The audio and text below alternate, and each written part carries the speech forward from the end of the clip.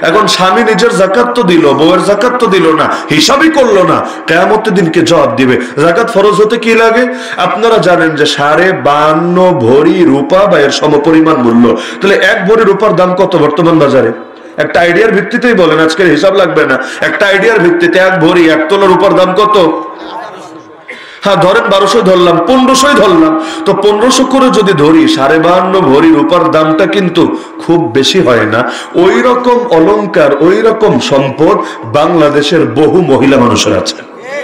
আর যদি একটা আইটেম থাকে তাহলে একটার হিসাব, যেমন তার শুধু স্বর্ণই আছে, তার কোনো ক্যাশ নাই, তার কোনো রূপা নাই, তার অন্য কিছু নাই, তাহলে ঠিক আছে, তার স্বর্ণের হিসাব হবে। স্বর্ণের হিসাবটা একটু মোটামুটি লম্বা, 7.5 ভরি, বিশাল ব্যাপার। বর্তমানে তো 1 ভরি কিনতে গেলে কিডনি একটা বেচা লাগে, তাহলে সেখানে 7.5 ভরি সংখ্যাটা কম না। এইটা হিসাব করলে হয়তো খুব কম মহিলার উপরেই এটা অপরিহার্য হবে। তো মহিলাদের খালি স্বর্ণ থাকে না, রূপাও থাকে, কিছু নগদ ক্যাশও থাকে, আরো বহু কিছু থাকে।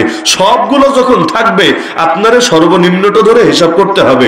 তো এখন সর্বনিম্ন হিসাব তো হলো রূপার হিসাব। তো রূপার হিসাবে তো 1 লাখ টাকাও লাগে না যাকাত ফরজ হতে, 1 লাখ টাকাও লাগে না যাকাত ফরজ হতে। অথচ আপনাদের এই এলাকায় তন্ন তন্ন করে খুঁজলে এমন কয়েকশো না কয়েক হাজার মহিলাও হয়তো পাওয়া যাবে যাদের 1 লাখ টাকা না 2 লাখ, 5 লাখ, 10 লাখ টাকার স্বর্ণ গয়না অন্যান্য অলংকার আছে। তাহলে এরা যে যাকাত দেয় না, অর্থনৈতিক বৈষম্য কিভাবে দূর হবে? খালি ব্যবসায়ীরা যাকাত দিলে অর্থনৈতিক বৈষম্য দূর হবে? বৈষম্য দূর করতে চাইলে আগে কার কার উপর ফরজ ওটা তো জানা থাকা লাগবে। আরে কোরবানির ক্ষেত্রেও হিসাব করে না, হিসাব করলে যদি আবার বেশি করে কোরবানি দেওয়া লাগে, দেখা যায় এক ফ্যামিলিতে 3 জনের উপর কোরবানি ওয়াজিব হয়ে আছে, দেয় শুধু একজনে। ওয়াজিব হয়ে আছে 3 জনের উপর, দেয় শুধু একজনে। কষ্ট করে হিসাবই টানে না, কারণ হিসাব টানলে যদি প্যারা বেড়ে যায়, যদি ঝামেলা বেড়ে যায়। তো যদি অর্থনৈতিক বৈষম্য আসলে দূর করতে চান, আগে তো মানুষের যাকাত যে আসলেই দিচ্ছে কিনা এই জিনিসটা তদারকি করতে হবে, এটা নিশ্চিত করতে হবে। এটা কে তদারকি করবে? এই জালেম হুকুমতরা, এই জালেম রেজিম যারা কিনা জাহেলিয়াতের আলোকে দেশ পরিচালনা করে তারা না, বরং এটা করবে একমাত্র তারা যারা কোরআন হাদিসকে ধারণ করে, যারা কোরআন হাদিসের চেতনা লালন করে। এজন্য জাহিরে যত সম্পদ আছে এগুলোর যাকাত খলিফা উসুল করে তার লোকদের মাধ্যমে। কেন? কারণ কেউ যাতে ফাঁকি দিতে না পারে। এমনকি আপনাদের জানা থাকার কথা, উট থাকলে, গরু থাকলে, এগুলোরও নির্দিষ্ট পরিমাণ আছে।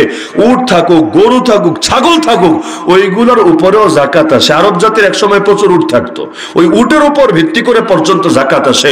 তাহলে যাকাতের মাধ্যমে যদি অর্থনৈতিক বৈষম্য দূর করতে চান, তাহলে যাকাতের হিসাবটা সঠিকভাবে করানোর ব্যবস্থা করতে হবে। বাংলাদেশের অধিকাংশ মানুষ এমন যাদের উপর যাকাত ফরজ কিন্তু যাকাত দেয় না। অধিকাংশ মানে মোট জনগণের অধিকাংশ বলি নাই, মানে যেই পরিমাণ মানুষের উপর যাকাত ফরজ এদের অধিকাংশ যাকাত দেয় না, কারণ তারা জানেই না তাদের উপর যাকাত ফরজ হয়ে আছে।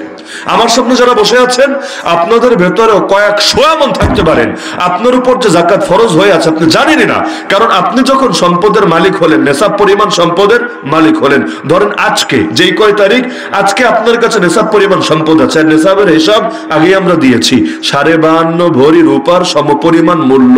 সংখ্যাটা কিন্তু খুব বেশি না, 1 লাখের আশপাশেই থাকবে। তাহলে এই পরিমাণ টাকা আপনার আছে, আজকে থেকে বছর গণনা শুরু হবে। ঠিক যেদিন 1 বছর পূরণ হবে আপনার উপর যাকাত এসে অবধারিত হবে। আপনি মাঝখানে যদি টাকা পয়সা কিছু কমে, আবার বছর যখন শেষ হলো তখন নেশাবের চাইতে বেশি আছে, ওই 1 লাখই থাকুক, 10 লাখই থাকুক, 1 কোটিই থাকুক, নেশাবের চাইতে বেশি আছে। তাহলে ওই সময় যত টাকা থাকবে ওইখান থেকে 2.5% আপনাকে যাকাত দিতে হবে। এখন দেখেন কয়জন মানুষ হিসাব রেখেছে কবে তার নেশাব হয়েছে, কবে থেকে তার বছর গণনা শুরু হয়েছে।